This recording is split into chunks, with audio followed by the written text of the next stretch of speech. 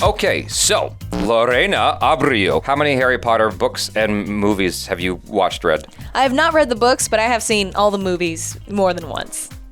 For shame. I've read all the books, not like the Fantasy Beasts and where you can't find them at. I read all the mainline Harry Potter books. They're better than the movies. I know that sounds so like, what do you call it? What's the word? Pretentious? No. But trust me, like if there's anything you should ever read, it's the Harry Potter books. They're so much better than the movies. I decided we would watch this Harry Potter and the Chamber of Secrets pitch meeting because Lorena is a fan of Harry Potter, as we should all be. Another YouTuber, Cosmonaut, made a really good point in this really good Harry Potter review video that he made, that there's 8 movies in the franchise, right? Yes. And not one of them is like really bad. They're all pretty solid. That's impressive. I guess that's... Like, that's impressive for any movie franchise. Like, there's not one of them that's like a bad movie. No. You know? No, none of them are... No. Yes, you're right. None of them are a bad movie. But there are ones I would rather not watch. And there are ones I would rather watch. Let's leave it at that. So, you have some new Harry Potter for me? Yes, sir, I do. So the Dursleys have this very important business dinner, right? And Harry has to stop this wacky house elf from disrupting it. Oh. So this is like a Harry Potter sitcom spin-off? No, actually, it's a movie. Really? Yeah, see, the Malfoy servant Dobby shows up because he wants to stop Harry from returning to Hogwarts. He says something bad is being planned. Oh, sounds dangerous. It will be. So after Dobby ruins this dinner, the Dursleys are sick of having Harry living in their house. So what do? Well, they make sure Harry can't leave their house. I see no problem with that logic, sure. But then Harry gets rescued by the Weasley kids in a flying car, so he escapes. Oh boy, time for the Hogwarts Express. Well, actually, see, Dobby makes them miss the train, so they take the flying car to school and crash into the Whomping Willow. What's the Whomping Willow? It's just this tree they have at the school where if you get too close to it, it bludgeons you to death. Oh my God, why would they have that at the school? In the next book.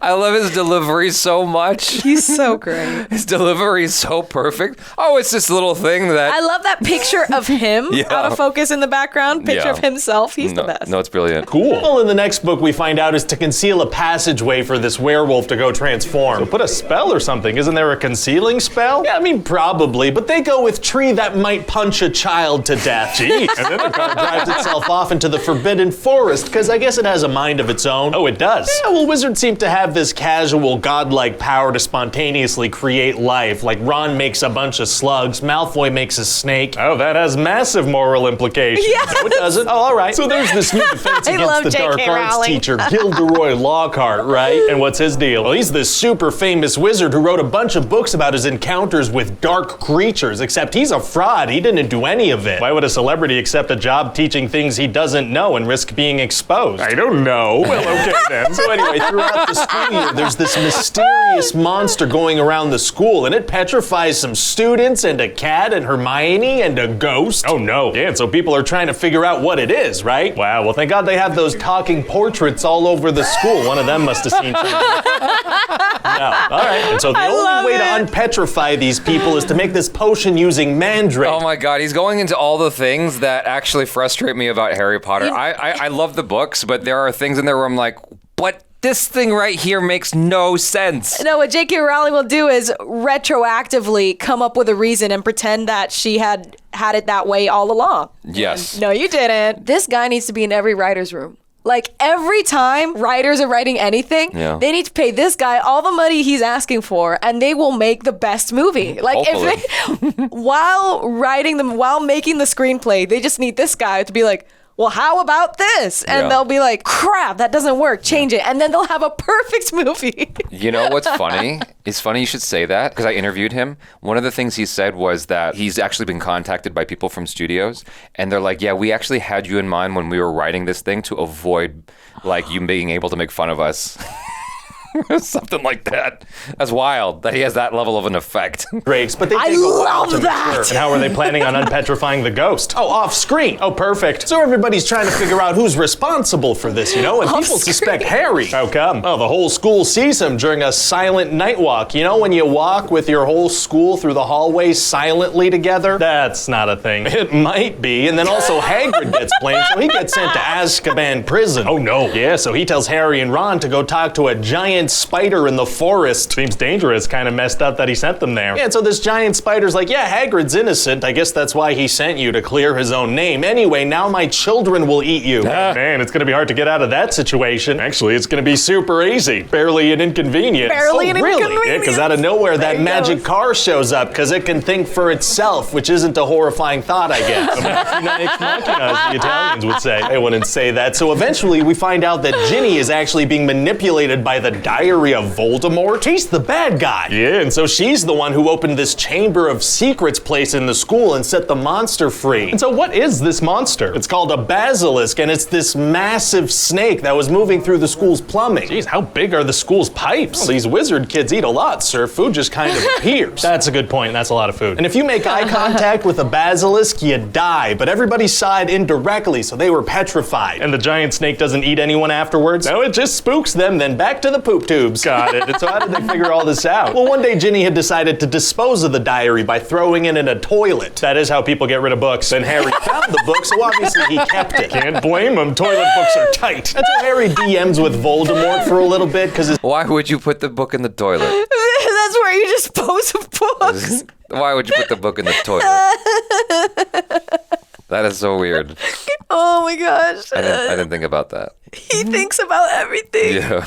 by throwing it in a toilet. That is how people get rid of books. And Harry found the book, so obviously he kept it. Can't blame him. Toilet books are tight. And so Harry DMs with Voldemort for a little bit because his 16-year-old self is preserved in the diary. A little chat sesh with Voldy, sure. So eventually Harry and Ron head into the Chamber of Secrets with Professor Lockhart because Ginny's been taken down there. Oh, that seems like the worst teacher they could bring. Yeah, and he is because he tries to erase their memories to take credit for all their bravery. Does it work? No, because he uses Ron's broken wand, so it backfires and he erases his own memory, which is perfect because now Ron can stay back with him. Why is that a good thing? Oh, because Harry's the main character and it's cool. That is true. So then Harry meets Voldemort, except he used to go by Tom Riddle, and he shows Harry some cool wordplay he did to come up with his name. Wow, two guys in robes doing wordplay in a basement. It's kind of crazy that this is going to make like $1 billion. It does get a little more exciting, sir, because Harry has to fight a basilisk now. Oh man, it's going to be hard to stand a chance against that thing. Actually, it's going to be super easy. Barely an inconvenience. Oh, really? Yeah, because Dumbledore's Phoenix Fox shows up out of nowhere and he pokes the basilisk's eyes out and gives Harry a sword and heals him when he gets hurt. Should this maybe be called Fox in the Chamber of Secrets? Seems like he's taking care of pretty much everything. Well, Harry does a couple things. He stabs the snake and he stabs a book. A very stabby wizard. What else does he stab? That's it for the stabbing. Oh. And so Very Dumbledore's Deus Ex so happy that Machina. Harry killed a snake and stabbed a book that he cancels everybody's exams.